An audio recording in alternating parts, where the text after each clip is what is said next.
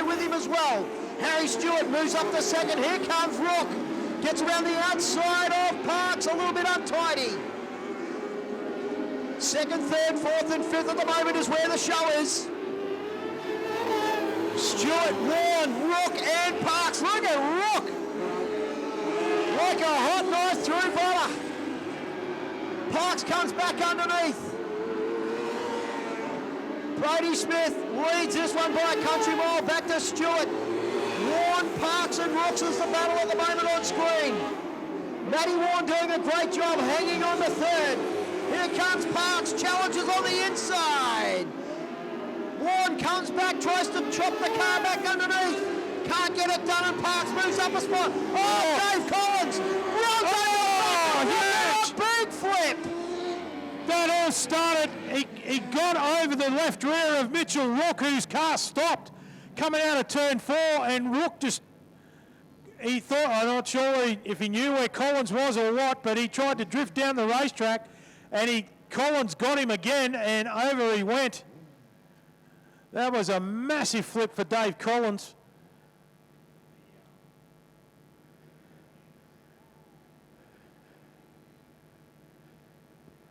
Crash crew, as always, doing a stellar job. They let it down beautiful and gentle, ladies and gentlemen. Round of applause for the crash crew, as always. Front end definitely out of the rebound truck bodies, number 2 machine.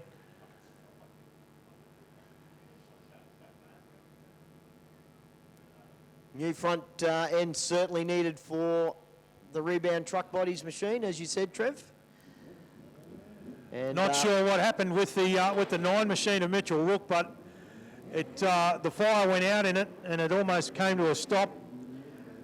And as I said, Collins mounted the left rear of the Rook machine, and then Mitchell obviously said, you know, I've got to get down to the bottom, not realising that Dave was going to come down that way as well.